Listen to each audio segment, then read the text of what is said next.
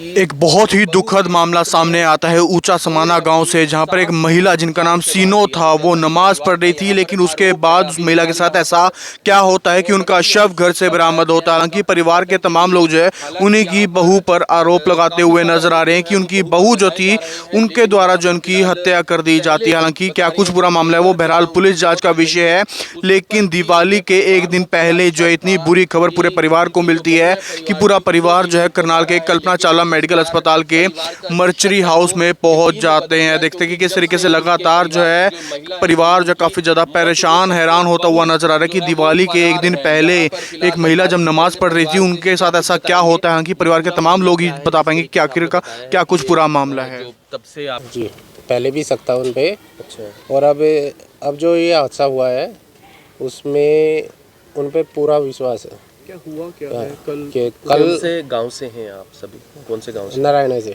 नारायणा से हैं। अच्छा। ये पान ऊंचा चश्मा। और क्या जानकारी आपको क्या पता चला? हमारे पास फ़ोन आया था जी कि जो हमारी बुआ है वो तबीयत ज़्यादा ख़राब हो गई है और वो नीली पड़ गई। अच्छा। तो हम आगे देखा उनके पास तो देखा उनके गले पे निशान है, कोई चुन्नी वगैरह या रस्सी का, और चेहरे पे भी मारपीट के निशान है उसके। अच्छा, चेहरे पर निशान है मारपीट के और गले में चुन्नी का निशान दिख रहा है। दिख रहा है। तो क्या लग रहा है क्या हुआ? हमें तो जी शक है पूरा उनकी बहू पे। तो आप कुछ बता रहे हैं जो बहू है उनका किसी के साथ कोई रिलेशन भी है? रिलेशन भी है। अच्छा, रिलेशन है काफ़ी दिन से। वो कहाँ पर रहते हैं? वो उनके पास में पड़ोस में ही है जी। पड़ोस में रहता है व्यक्ति। तो आप बता रहे हैं वो भी फरार है? हाँ, वो भी फरार है जी। रात से दोनों फरार है। रात के कितने बजे से फरार रहे हैं? करीबन 1:30 बजे। नहीं, 1:30 बजे, ये करीब 3 बजे से फरार है, क्योंकि 2 बजे तक तो हम थे। सुबह का जो 3 बजे तब से फरार है वो रात की। हमारे निकलने के बाद वो फरार हो गए। अच्छा, और आपको कब पता लगा ये सब कुछ? ये शाम को 7:45 बजे। 7:45। तो आप शाम को 7:45 बजे पता लगा, तो यानी कि उससे पहले ये वारदात हो चुकी है जो इस तरीके से आप बोल रहे हो कि मारा गया है। तो आप बता रहे हैं गले पर कोई निशान है किसी चीज का? जी निशान है। निशान है, रस्सी का निशान है। रस्सी का मतलब आप कह रहे हो गला घोटा गया है? घोटा गया है जी। घोटा गया है जी बिल्कुल। और आपने जो वो व्यक्ति है उसे वो कहाँ पर वो पड़ोस में रहता है? पड़ोस में रहता है। पड़ोस में रहता है। तो इनके पास कोई फ़ोन वगैरह भी हैं जिन पर आपने फिर कॉल भी करने की कोशिश की होगी? नहीं, फ़ोन अभी तो नहीं किया क्योंकि रात से ही वो फरार है। अभी इंतजार। हाँ, हमें अभी जी दे तो दी। परिवार में कोई माहौल ऐसा चल रहा था, मतलब क्या इतनी रंजिश की? जैसे हाँ, पहले भी झगड़ा हुआ था जी। पहले सास को ऐसे कोई पहले भी मैं हमारी जो बुआ हाथ पे डंडा मार का हाथ तोड़ दिया गया था। पहले भी एफआईआर है। पहले भी हाथ तोड़ दिया गया था इसका, और इस विषय में एफआईआर भी कराई गई थी। जो सासू है उसकी उनका हाथ तोड़ दिया? हाँ, बहू ने तोड़ दिया गया था, और उसकी फिर है ना एफआईआर भी कराई गई थी। उसकी कॉपी भी हमारे पास है, वो भी लगाएंगे। बेदखल भी कर रहे हैं। अच्छा। तो देख सकते हैं एक बहुत ही दुखद मामला सामने आता है। सीनो नाम की महिला जो घर पर जो आराम से नमाज पढ़ रही थी, लेकिन उसके बाद जो है परिवार को सूचना मिलती है कि उनको जो है चोट लगी है, वो काफ़ी ज़्यादा बीमार हैं, उनको अस्पताल लेकर आया जाता है, लेकिन डॉक्टर जो उनको मृत घोषित कर देते हैं। और गले पर निशान बताया जा रहा है, गले पर जो है काफ़ी ज़्यादा निशान है जैसे उनका गला घोटा हो, लेकिन आरोप जो है वो उनकी बहू पर लग रहे हैं जिनकी जो है 8 साल पहले शादी हुई थी और पानीपत के नज़दीक ही रहने वाले हैं, लेकिन ऊंचा समाना में उनकी शादी हुई थी। और इसके बाद देखते हैं कि किस तरीके से बहू जिसके ऊपर आरोप लग रहे हैं वो भी बताया जा रहा है कि घर पर मौजूद नहीं है। जैसे ही परिवार को सूचना मिलती है और सभी के सभी जो है तुरंत अस्पताल लेकर आते हैं, लेकिन उसके बाद जो उनकी मौत की दुखद खबर आती है। अभी परिवार से मेरी मौसी की लड़की है। तो कब हुआ था पूरा हादसा? ये हमें पता लगा था 6:30 बजे करीब। बाकी वो डेथ उनकी 4 साढ़े 4 के बीच में हो चुकी थी। हमें तो लेट बताया भाई, ये सोचा अब इसका करें क्या। उन जो परिवार के सदस्य उन्हें तो फ़ोन भी नहीं किया, पड़ोस वालों ने फ़ोन किया भाई ऐसे ऐसे करके हो गया, आप आ जाओ। तो कैसे फिर हम पहुँचे, वहाँ देखा गले में उसके निशान था। फिर शक तो हमें पहले ही था क्योंकि पिछले 1 साल से तो बिल्कुल बुरी तरीके से झगड़ा चल रहा था। 5-6 महीने पहले हमने मधुबन थाने में भी एफआईआर कराई थी, उसके बाद बेदखल भी कराया उसको, उसके बाद भी नहीं मतलब मान रही थी। आखिर में उसने उसको मौत के घाट उतार दिया। तो झगड़ा किस बात पर चल रहा है? झगड़ा वही है, पड़ोस में जो लड़का था वो चाहती नहीं भाई मेरी बहू ऐसे गलत हो, उसको रोकती थी।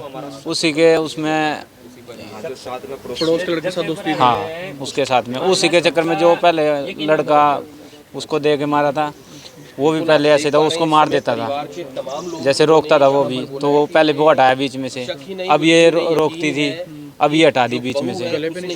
गले पे निशान है, यहाँ से लेके यहाँ तक। मुंह पे यहाँ चोट लगी, होठ पे यहाँ चोट लगी है, नाक से खून, मुंह से।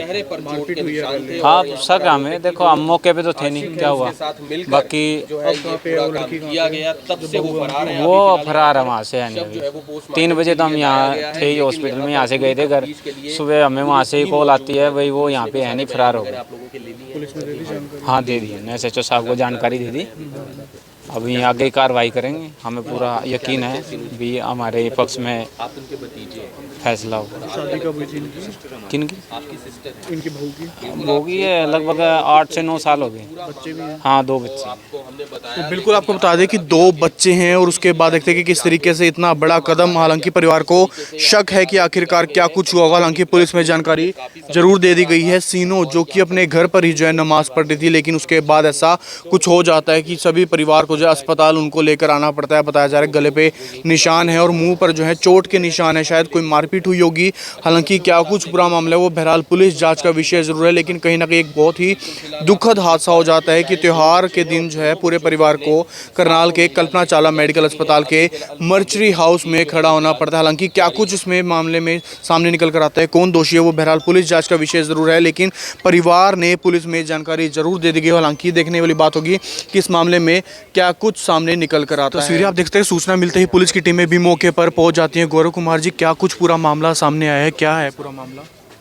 देखिए, कल हमें सूचना मिली थी कंट्रोल रूम द्वारा कि एक लेडीज़ की डेथ हो गई। मौके पे हम पहुँचे थे, तो जो उनके हस्बैंड थे उन्होंने तो यही बताया था कि ये नमाज जब पढ़ रहे थे, पढ़ते पढ़ते ये गिर गए। लेकिन जो मायके वाला पक्ष आया था उनकी हमने कल जज की थी, जिन्होंने कहा था कि भाई पोस्टमार्टम करा के असल कारण पता किया जाए। तो उसके लिए आज पोस्टमार्टम बोर्ड द्वारा करवा रहे हैं। जैसे रिपोर्ट आएगी उस आधार पर आगे हम कार्रवाई करेंगे। परिवार ने कोई निशान वगैरह है गले पे, चोट वगैरह? वो डॉक्टर साहब सारा बताएंगे, वो डॉक्टर साहब भी बताएंगे रिपोर्ट में क्या आएगा। आप परिवार आप लगा रहे हैं, उनके खिलाफ जो भी देंगे उन पर दोबारा चाहेंगे दोबारा कंप्लेन ले लेंगे और जो रिपोर्ट आएगी हम कार्रवाई इस पर करेंगे। जो बहू है वो रात से लापता है और उसका बता रहे हैं, मैं पोस्टमार्टम के बाद गाँव में जाके ही पता कर पाऊंगा। बिल्कुल आप देखते हैं कि पुलिस की टीमें भी मौके पर पहुंच जाती हैं। जो भी पूरा मामला है वो बहरहाल पुलिस जांच का विषय जरूर है। पूरी गहनता व गंभीरता से जांच की जाएगी और उसके बाद ही आखिरकार पता चल पाएगा कि क्या कुछ पूरा मामला है। मुकुश तीजा, करनाल विकी न्यूज़, करनाल।